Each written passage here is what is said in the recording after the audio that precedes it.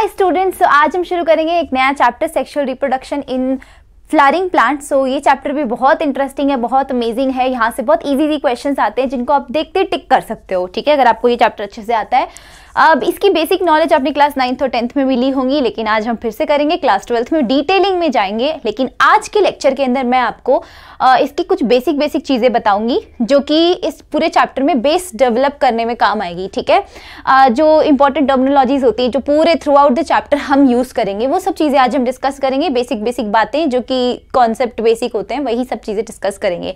ये चैप्टर भी अगेन बहुत ज़्यादा वेटेज रखता है, तो आपको ज़रूर आना चाहिए ये चैप्टर। जल्दी से हम शुरू कर लेते हैं क्लास 12th का chapter number 2, sexual reproduction in flowering plant. Okay बच्चों, सो यहाँ पर ना मैंने कुछ इंपॉर्टेंट टर्म्स लिखी हुई हैं, आपको दिख रही होंगी। एक है मोनोइशियस, एक है बाइसेक्सुअल, एक है हर्मेफ्रोडाइट, एक है डायोशियस एंड यूनिसेक्सुअल। अब मैंने इनको अलग अलग क्यों रखा है, इन तीनों को एक साथ, इन दो को एक साथ, ऐसा मैंने क्यों किया है? देखो ऐसा है ना कि ये तीनों जो होती हैं ये है सिनोनिम्स एक दूसरे के। ये दोनों एक दूसरे के क्या है? सिनोनिम्स। इसका मतलब क्या होता है मैम? इसका मतलब ये होता है कि मोनोइशियस को हम बाइसेक्सुअल कहेंगे तो भी कोई प्रॉब्लम नहीं है, हर्मेफ्रोडाइट भी कहेंगे तो भी कोई प्रॉब्लम नहीं है। ये तीनों ही चीज़ों के बारे में हमें जानना सबसे पहले तो क्या होता है। देखो, मोनोइशियस एंड डायोशियस, ये दो इतने कॉमन वर्ड्स हैं जो पूरे रिप्रोडक्शन के अंदर आपको यूज़ किए जाएंगे। देखोगे आप मोनोइशियस फ्लावर, डायोशियस फ्लावर, ठीक है। तो मोनोइशियस का मतलब क्या है? दो शब्दों, इस पूरे शब्द को ना दो टुकड़ों में बांटते हैं, मोनो एंड ईशियस, ठीक। मोनो का मतलब होता है एक, ईशियस होता है घर। क्या होता है? घर। घर का मतलब होम, ठीक है। तो एक घर में एक ही घर है, ठीक है, उसका मतलब है मोनो का मतलब एक, ईशियस मतलब घर, जिसका घर एक ही हो वो मोनोइशियस। डायोशियस का मतलब होता है, डाई मतलब दो, ईशियस मतलब फिर से क्या होता है? घर, ठीक है, मतलब दो घर। इसका मतलब ये है कि हम ना, देखो सेक्सुअल रिप्रोडक्शन की बात करें तो सेक्सुअल रिप्रोडक्शन में तो डेफिनेटली हम male plant, female plant, male flower, female flower, इनकी बात करेंगे। तो अगर मान लो कि मेल फ्लावर, मेल पार्ट है और फीमेल पार्ट है, जब दोनों एक ही जगह रहते हो, मतलब दोनों का एक ही घर हो, तो वो होता है मोनोइशियस। लेकिन जब दोनों अलग अलग घर में रहते हो, है ना, तो दोनों के अलग अलग दो घर हैं, वो होते हैं डायोशियस। नाम से पता चल रहा है, डाई मतलब दो, ईशियस मतलब घर, मोनो मतलब एक, ईशियस मतलब घर। जब एक ही घर हो, एक ही घर में दोनों मेल और फीमेल रह रहे हैं, यानी कि घर का मतलब यहाँ पे वो वाला घर नहीं है जो आप सोच रहे हो कि हमारे घर जैसे होते वैसे घर है, नहीं। हम बॉडी की बात करें, प्लांट बॉडी की बात कर रहे हैं, ठीक है। एक ही प्लांट में या फिर एक ही फ्लावर में आपको मेल और फीमेल जब दोनों दिखता है तो वो मोनोइशियस होता है। और एक ही फ्लावर जो है, मतलब आपको अलग अलग दिखता है ना कि ये प्लांट मेल है, ये प्लांट फीमेल है, ऐसे सेपरेट होते हैं दोनों अलग अलग, तो वो डायोशियस होता है, ठीक है। तो ये बड़ा सिंपल सा चीज़ हो गया। अब सिनोनिम्स का मतलब क्या हुआ कि जो मतलब मोनोइशियस का है वही मतलब बाइसेक्सुअल का भी है, वही मतलब हर्मेफ्रोडाइट का भी है। बाइसेक्सुअल का मतलब भी क्या होता है? अब देखो यहाँ चीज़ थोड़ी सी कंफ्यूज कर सकती है। मोनो यूज़ किया था हमने यहाँ पर जब दोनों ही सेक्स को हमने एक ही जगह पे बता दिया था कि एक ही बॉडी के अंदर जब दोनों मेल और फीमेल पार्ट्स प्रेजेंट है तो उसको मोनोइशियस कहते हैं। तो उसको बाइसेक्सुअल क्यों कह रहे हैं हम, यूनिसेक्सुअल क्यों नहीं कह रहे? क्योंकि यूनि का मतलब भी एक होता है, मोनो का मतलब भी एक होता है, फिर तो यूनिसेक्सुअल इधर आना चाहिए था, ये यहाँ पे बाइसेक्सुअल आना चाहिए था। आ गया हुआ दिमाग में क्वेश्चन। तो बाइसेक्सुअल हम इसलिए यूज़ कर रहे हैं। बाइसेक्सुअल वर्ड का भी मतलब यही होता है कि एक ही जगह पर, एक ही घर में दोनों के दोनों सेक्स प्रेजेंट है, मेल एंड फीमेल, राइट। तो बाइसेक्सुअल हम उसको कहते हैं। थोड़ा सा कंफ्यूजन हो सकता है लेकिन आपको थोड़ा याद रखना पड़ेगा। बाइसेक्सुअल का मतलब है, जैसे नहीं बोलते न्यूज़पेपर्स वगैरह में आता है बाइसेक्सुअल, बाइसेक्सुअल।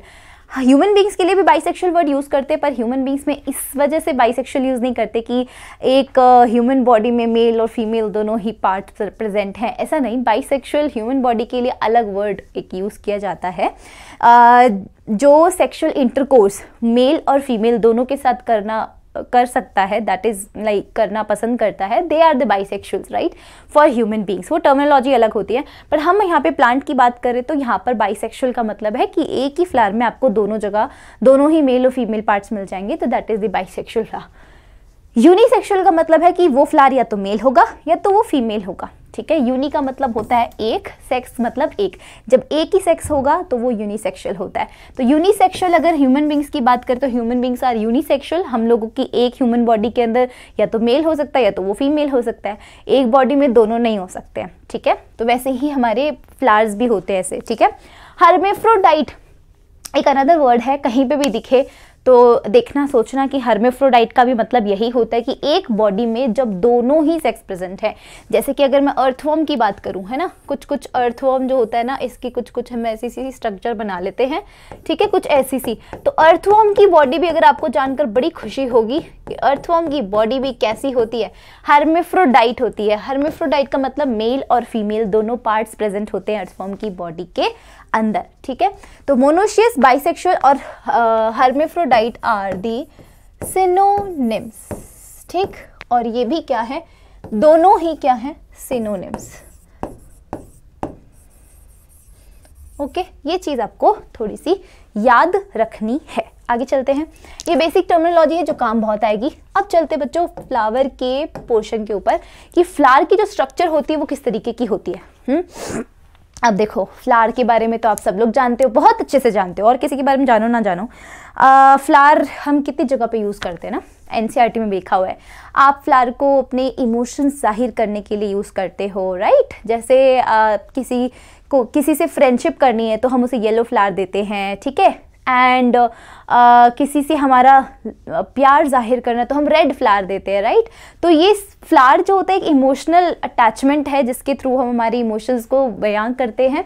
इसके साथ साथ में ना ये कई जगह पे फ्लावर्स को भी ना हम ऑर्नामेंट्स की तरह भी यूज़ करते हैं। लेडीज़ जो होती है वो ऑर्नामेंट्स की तरह भी यूज़ करती हैं। ये तो हो गए इसके फिजिकल यूजेस, क्या क्या हैं इसके, ठीक है।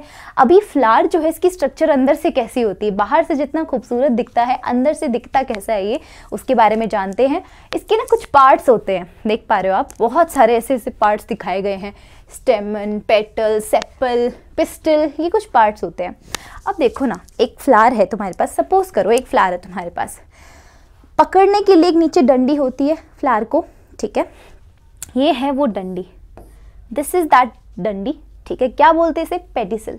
क्या बोलते हैं, पेडिसल, पेडिसल, इसको बोलते हैं पेडिसल। पकड़ लिया।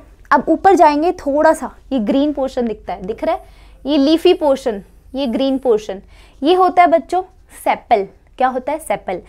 इमेजिन करो, दिमाग में इमेजिन करो कि फ्लावर है तुम्हारे हाथ में, पकड़ने के लिए आपके पास एक है डंडी जिसको हम क्या बोलते हैं, पेडिसल, और एक है आपके पास में ये उसके जस्ट ऊपर आपको ग्रीन ग्रीन लीव्स दिखाई दे रही हैं, उसको हम बोलते हैं सेपल।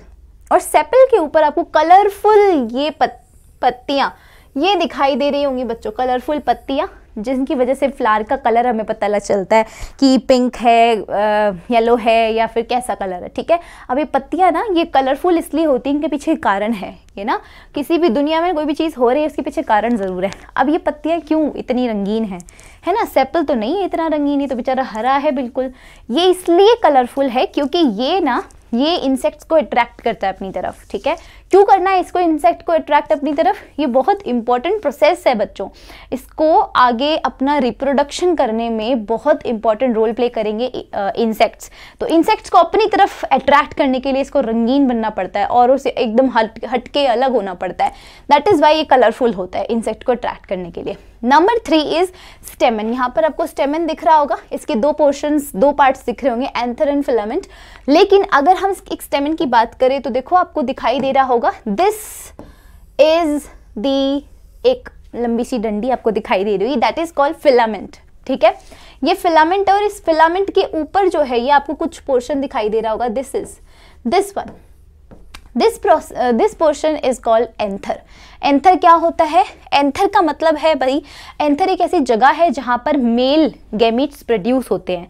अब क्यों करने हैं गैमीट्स प्रोड्यूस, एक्चुअली में ना हमें सेक्सुअल रिप्रोडक्शन करना है, ठीक है। तो हमें ना बेसिक आइडिया होना चाहिए, कॉन्सेप्ट पता होना चाहिए सेक्सुअल रिप्रोडक्शन का। तो सेक्सुअल रिप्रोडक्शन का जो मेन कॉन्सेप्ट है जिस पे हम हमेशा काम करते हैं, उसका कॉन्सेप्ट होता है कि ये है मेल गैमेट, ठीक, ये है फीमेल गैमेट, दोनों को फ्यूज कराओ, ये बनेगा वो होगा जाइगोट। ये काम हमें करवाना है, ठीक है। This is something called male gamete, male gamete का क्या नाम होता है फ्लावर्स में, वो हम आगे चर्चा करेंगे उस पर। This is something called female gamete, इसके ऊपर भी हम चर्चा करेंगे कि कौन सा होता है फीमेल गैमेट, उसका नाम क्या होता है। आगे फॉर्म करेंगे जाइगोट, और इस जाइगोट से आगे जाके तो तुम्हें पता ही है ना, फिर एक न्यू जो है आगे बन जाएगा फ्लावर, है ना, न्यू सीड बनेगा, इससे सीड को बोएंगे तो प्लांट अलग आएगा, न्यू प्लांट की ओरिजिनेशन जो है वो यहीं से हो रही है। तो ये काम हमें करना है, ठीक है। This one is the main agenda, this one is the main फंडा ऑफ द सेक्सुअल रिप्रोडक्शन, चाहे ह्यूमन बीइंग हो चाहे प्लांट हो। तो यहाँ पर सेक्सुअल रिप्रोडक्शन करने के लिए ये जो सामान है वो तो अवेलेबल होना चाहिए ना, मेल गैमेट अवेलेबल होना चाहिए, फीमेल गैमेट अवेलेबल होना चाहिए। कहाँ से अवेलेबल होंगे, वही हम बनाना सीखेंगे कि कैसे बनाते हैं उनको, ठीक है। लेकिन उनको बनाने से पहले मेल गैमेट कहाँ बन रहा है उसकी स्ट्रक्चर जानना बहुत ज़रूरी है।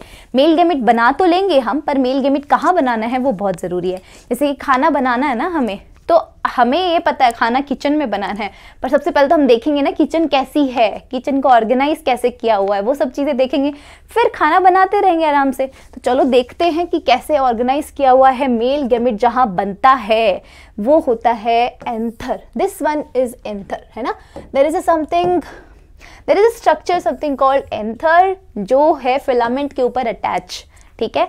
अब देखिए ये इस तरीके से जो है एक फिलामेंट है, धागे जैसी स्ट्रक्चर, एक बिल्कुल पाइप जैसी स्ट्रक्चर है, ठीक है, जो कहाँ से जुड़ा हुआ है आप देख पा रहे हैं, ये इससे जुड़ा हुआ है, जो आपका ये होता है पोर्शन सेपल, इससे जुड़ा हुआ है, ठीक है। या फिर आप देख पा रहे हैं ये वाला जो आपका प्रेजेंट होता है थैलेमस बोलते हैं हम इसको, थोड़ा सा जो फूला हुआ पोर्शन दिख रहा है ना आपको, इस पेडिसल के ऊपर का जो ये फूला हुआ पोर्शन होता है इसको हम क्या बोलते हैं, थैलेमस।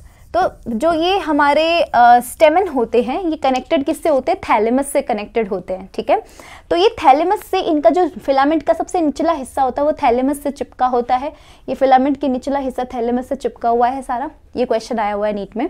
और थैलेमस के जो पास वाली जगह होती है बच्चों उसको बोलते हैं, उसको हम क्या बोलते हैं, चलो ये मैं आपको स्टेमन की स्ट्रक्चर बाद में बताती हूँ, उससे पहले हम थोड़ा और देख लेते हैं कि पिस्टिल की स्ट्रक्चर कैसी होती है। पिस्टिल में भी 3 स्ट्रक्चर्स प्रेजेंट है, स्टिग्मा, स्टाइल, ओवरी, ठीक है। अब ये स्टिग्मा सबसे ऊपरी है, स्टाइल ये वाली है, फिर ये ओवरी है, ठीक है। इसको एकदम डिटेल में समझते हैं क्या है। तो पहले उससे पहले डिटेल में और समझने से पहले मैं आपको इन वर्ड्स का मतलब भी समझा देती हूँ। कैलिक्स का मतलब क्या होता है, कोरोला क्या है, एंड्रोइशियम क्या है, गाइनोइशियम क्या है। देखो जो हमने पढ़ा ना सेपल, ठीक है, ये होता है ग्रुप ऑफ सेपल। सेपल क्या था, सेपल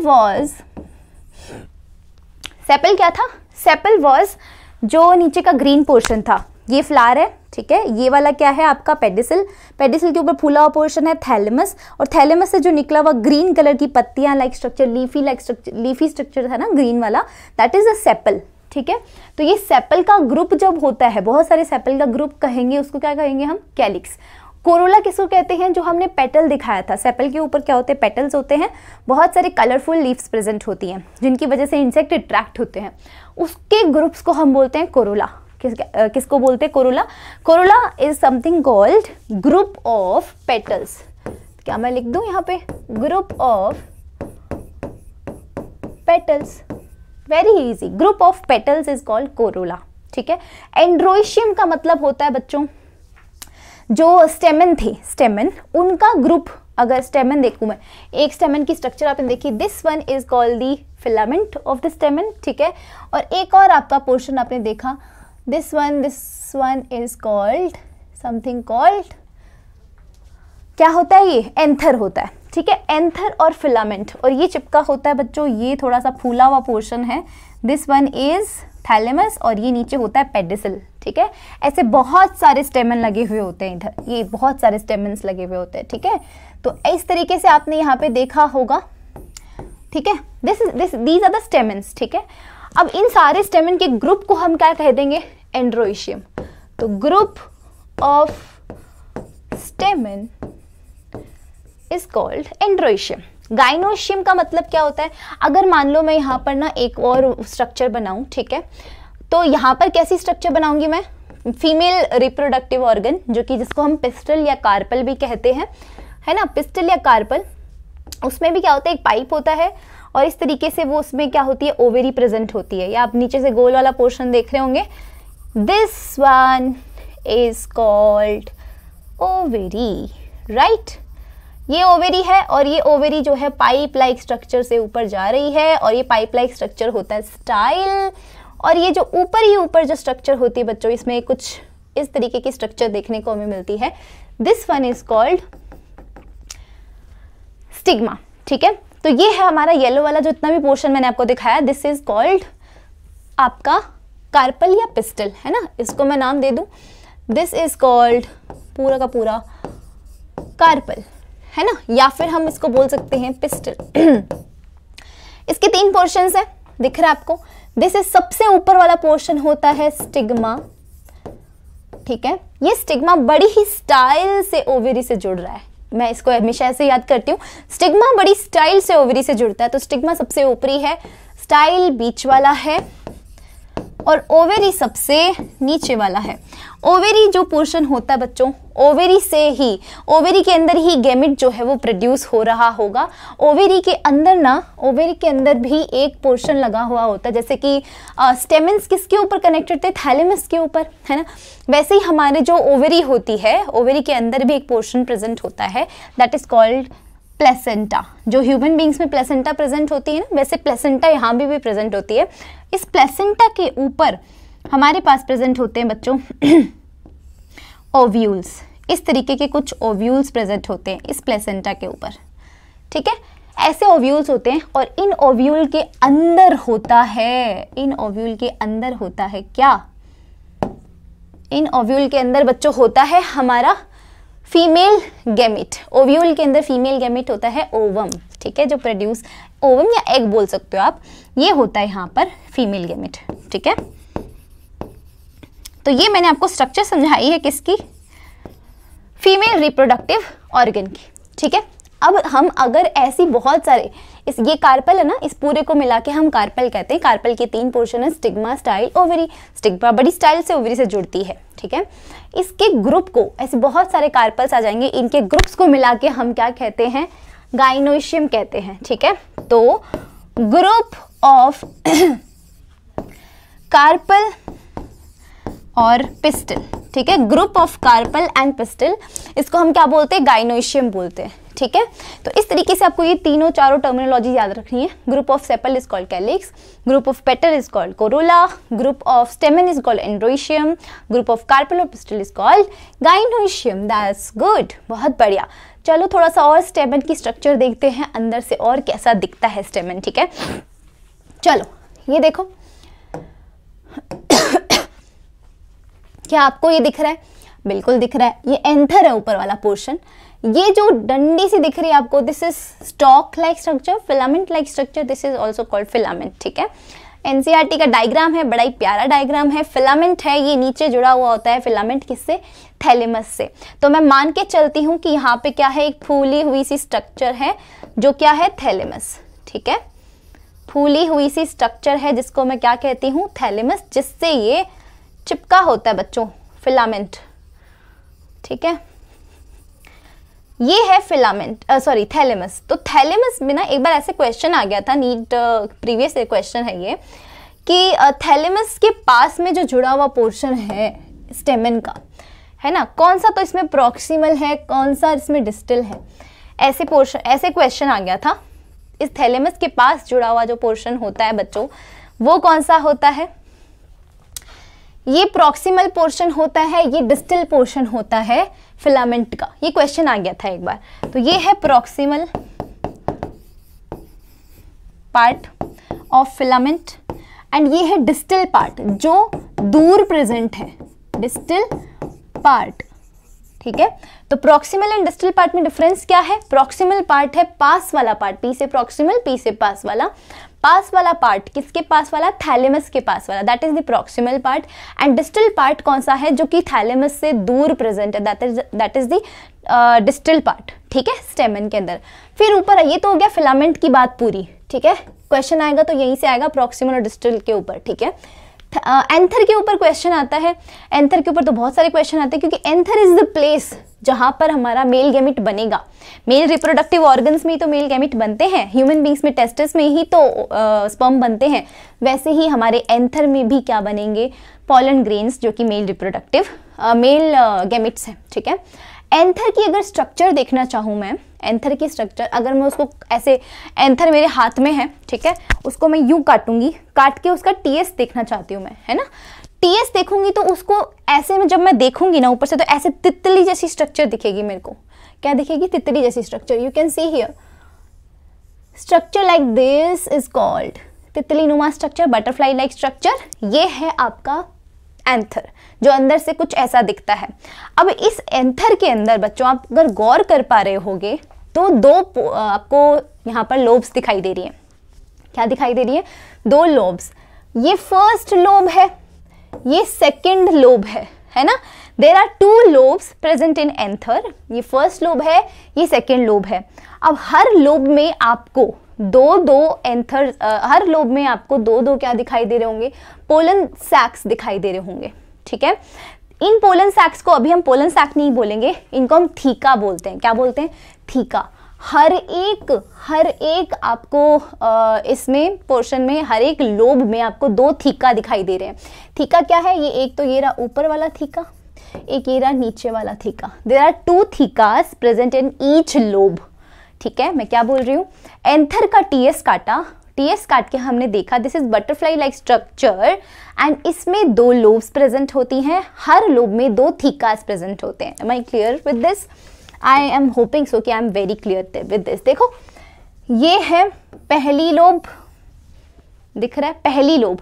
इस पहली लोब में आपको ये दो पोर्शन दिखाई दे रहे होंगे, दीज आर द टू थीकास। तो क्या मैं ऐसा बोल सकती हूँ कि ईच एंथर पूरा ये है जिसमें दो लोब्स हैं। यहाँ तो नहीं दिख रही दो लोब्स, क्यों नहीं दिख रही? देखो ये एक लोब हो गई, इसके पीछे दूसरी लोब छुपी हुई है यूं, ठीक है, पीछे से छुपी हुई है।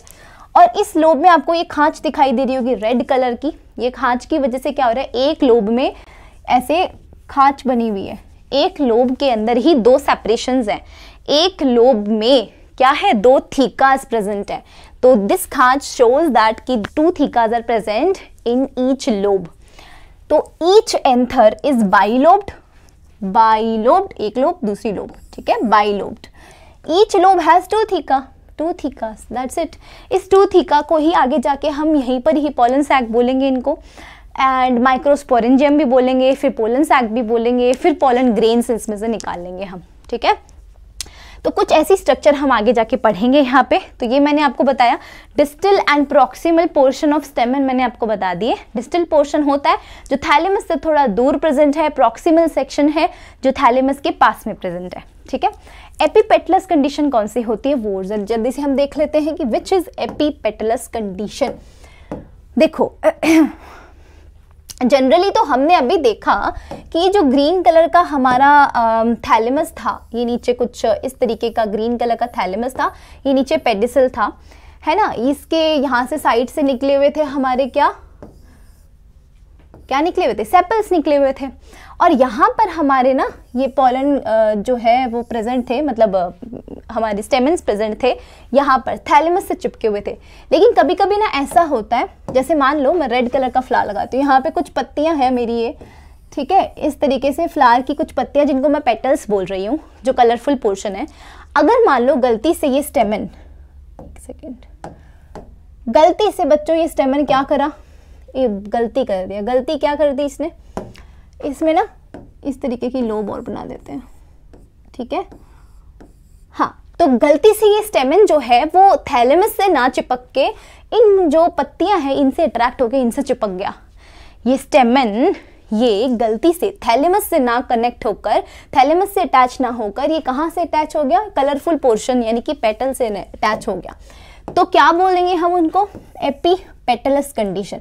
ये देखो इनसे कनेक्शन हो गया इसका बेचारे का, क्या करे बैठा बैठा बेचारा, है ना। तो इनसे चिपक गया, चिपक के क्या हो गया फिर? ये एपिपेटलस कंडीशन हम इसको बोल देते हैं। बच्चों ये बाइलोब स्ट्रक्चर मैंने बनाई है।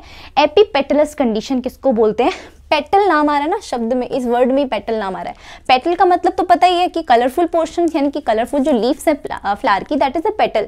और पेटल के ऊपर चिपक गया मतलब एपिपेटलस कंडीशन। तो एपिपेटलस कंडीशन बोलते हैं जब स्टेमन थैलेमस से ना जुड़ते हुए पेटल से कनेक्ट हो जाता है, that is the epipetalous condition. ये क्वेश्चन में आता है ना, और ये टर्मिनोलॉजी भी बहुत पूछी गई है ना। आगे चलते हैं कार्पल की स्ट्रक्चर, ये मैंने ऑलरेडी आपको बता दी है कार्पल की स्ट्रक्चर। कार्पल की स्ट्रक्चर, कार्पल को हम पिस्टल भी बोलते हैं, तो ये बिल्कुल टेंशन मत लेना कि भाई कहीं पे पिस्टल लिखा हुआ आगे तो क्या पढ़ा दिया मैम ने, तो कभी बताया ही नहीं पिस्टल जैसी कोई स्ट्रक्चर भी होती है। ये आपको पिस्टल भी कहीं कहीं पे मिलेगा, कार्पल भी मिलेगा, ठीक है। इसकी पूरी स्ट्रक्चर में 3 पोर्शंस होते हैं। स्टिग्मा बड़ी स्टाइल से ओवरी से जुड़ती है, that is a single line, जिसकी वजह से आप इसको समझ सकते हो। स्टिग्मा बड़ी स्टाइल से ओवरी से जुड़ जाती है ना। ये ओवरी की आउटर स्ट्रक्चर है, this is called ovary wall. और यहाँ पर आप देख पा रहे हैं ना, यहाँ पे छोटे छोटे क्या लगे हुए हैं, ओव्यूल्स लगे हुए हैं। अब ओव्यूल एक भी हो सकता है, एक से ज़्यादा भी हो सकता है।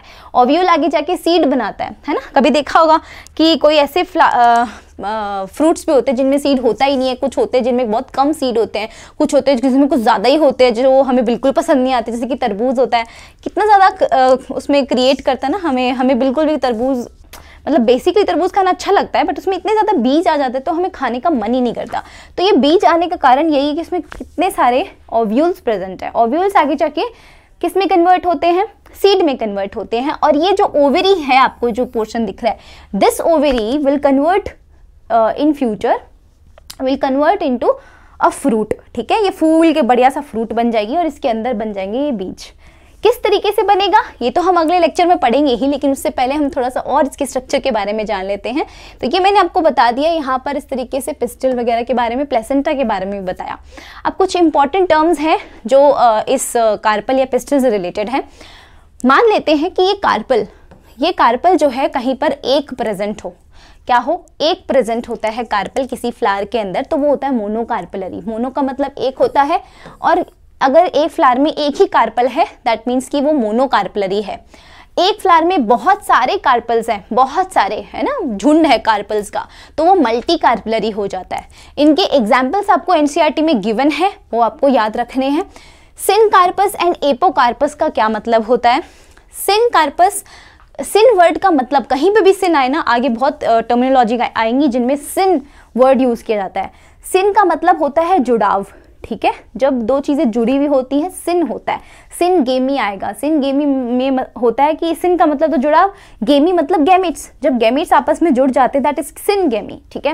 वैसे यहाँ पे सिन कार्पस है, कार्पस का मतलब तो कार्पल हो गया, सिन मतलब जुड़ाव। अगर बहुत सारे कार्पल्स प्रेजेंट हैं, है ना, मल्टी कार्पलरी कंडीशन में ही ऐसी 2 कंडीशंस पैदा हो सकती हैं कि मान लो बहुत सारे कार्पल्स प्रेजेंट हैं और वो बहुत सारे कार्पल्स का ग्रुप आपस में अगर जुड़ा हुआ है तो वो हो गया सिन कार्पल्स। और अगर बहुत सारे कार्पल्स का ग्रुप एकदम सेपरेट है, अलग अलग है, तो they are called apocarpous, right. Syncarpous and apocarpous में यही डिफरेंस होता है। एक और लास्ट हम चीज़ समझ लेते हैं जाते जाते इस सेशन को ख़त्म करते हैं उसके बाद, क्योंकि आज बस बेसिक टर्मिनोलॉजी ही सीखनी है हमें और कुछ भी नहीं इतना।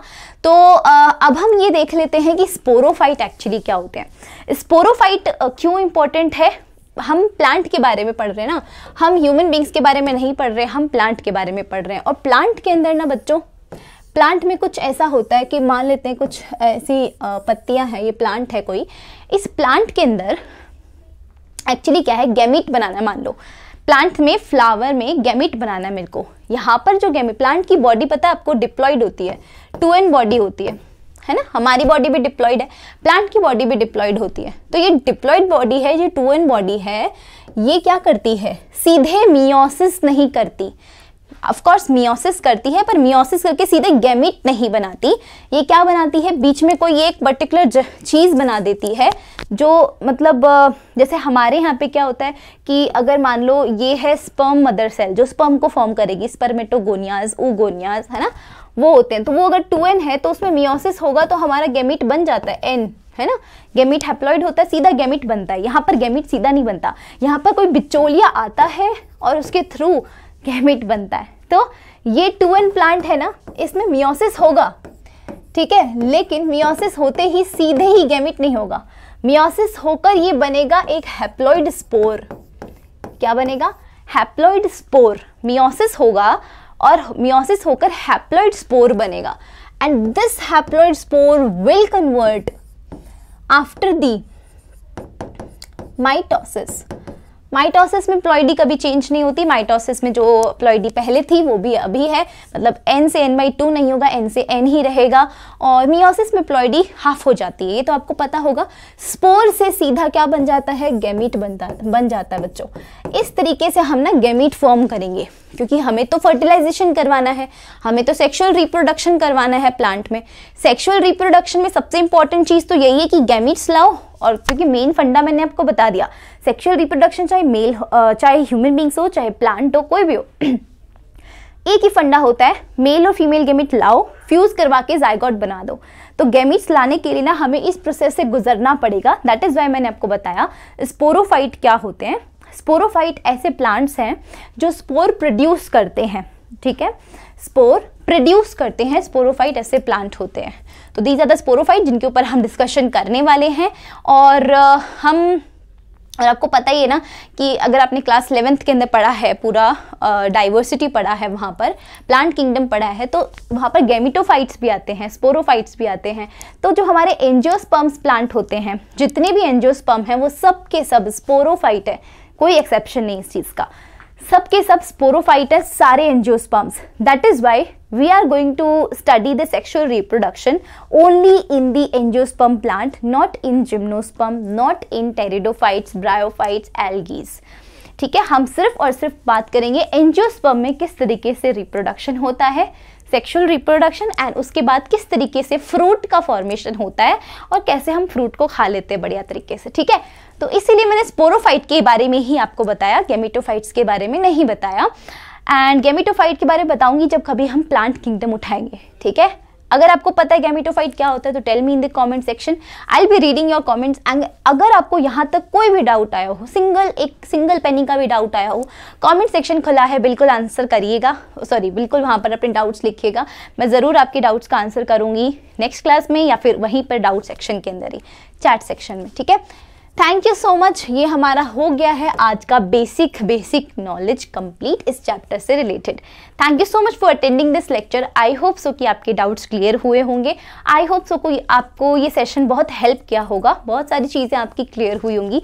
बेसिक नॉलेज, बेसिक जब बिल्ड हो जाता है हमारा, किसी भी चैप्टर को पढ़ने से पहले अगर आपके बेसिक्स बिल्ड हो चुके हैं ना, मतलब समझिए कि आपको वो आगे ना हाई लेवल जब आप थोड़ा बहुत पढ़ोगे तो आपको कोई टेंशन नहीं होगी। बेसिक्स बिल्ड करना बहुत ज़रूरी है। That is why we conducted this session. ठीक है, आप बताना कमेंट सेक्शन में कैसा लगा, कोई डाउट आए तो कमेंट करना, लाइक करना, शेयर करना, सब्सक्राइब करना, ये तो मैंडेटरी चीज़ें हैं ही। थैंक यू, मिलते हैं नेक्स्ट वीडियो में, बाय बाय।